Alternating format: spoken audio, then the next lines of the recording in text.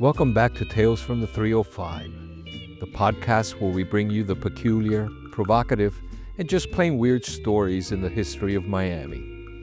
I'm your host, Jay Marcus, and today we're taking you to a place where the laws were loose, the drinks were cold, and the whole thing sat on sticks. Welcome to Stiltsville.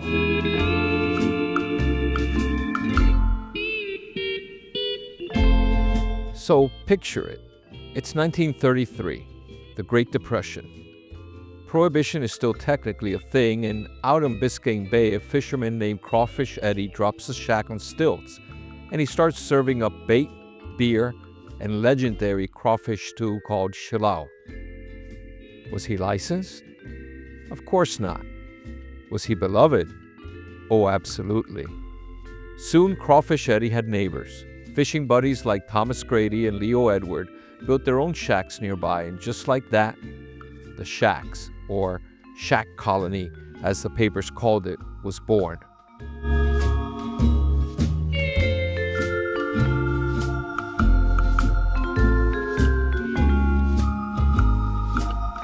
Fast forward to the 1940s. Enter the Quarterdeck Club, built by Commodore Edward Turner on a barge and accessible only by boat. It became the it spot for Miami's high society, where cocktails flowed, poker games buzzed, and parties made headlines. Life magazine even called it a city on stilts. And hey, who needs dry land when you've got rum and sea breeze? By the 1950s, the Stilts party was in full swing. Even Governor Leroy Collins would boat out to visit Jimmy Ellenberg, the official mayor of Stiltsville. That's how legit it was.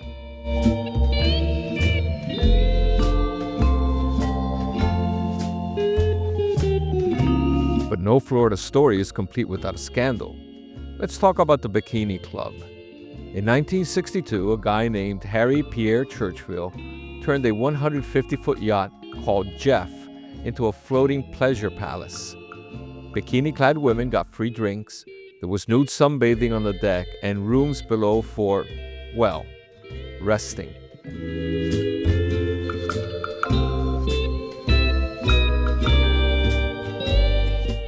Pierre claimed over 1,300 members, but in 1965, the party came to a screeching halt. The Bikini Club was raided and shut down for liquor violations and, you guessed it, possessing 40 undersized, out-of-season crawfish. And then there was a conspiracy theory about the radio tower built in 1967. Locals swore that it was a CIA front, because why not? This is Florida.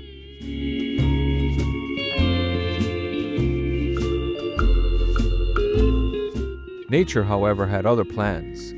Hurricane Donna in 1960 tore through, and then Hurricane Betsy in 65 destroyed most of the shacks and the infamous Bikini Club. The survivors rebuilt, stronger, higher, more compliant with building codes. By the late 60s, Stiltsville had 25 structures once again. But the knockout punch came in 1992 with Hurricane Andrew. Only 7 houses were left standing, and still, they didn't give up.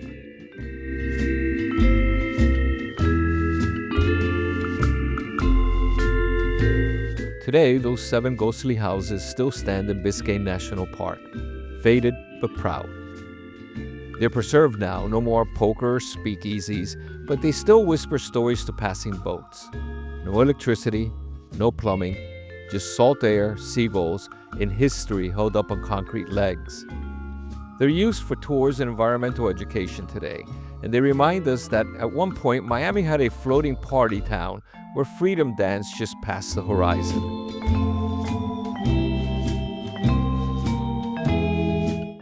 So what was Stiltsville actually? A party pad? A pirate hideout? A plywood paradise? Yep, all of the above. So next time you're boating through Biscayne Bay, keep an eye out for those lonely stilts. Who knows? You might just hear Crawfish Eddie frying up some shilao in the breeze. Thanks for listening to Tales of the 305. I'm your host, Jay Marcus.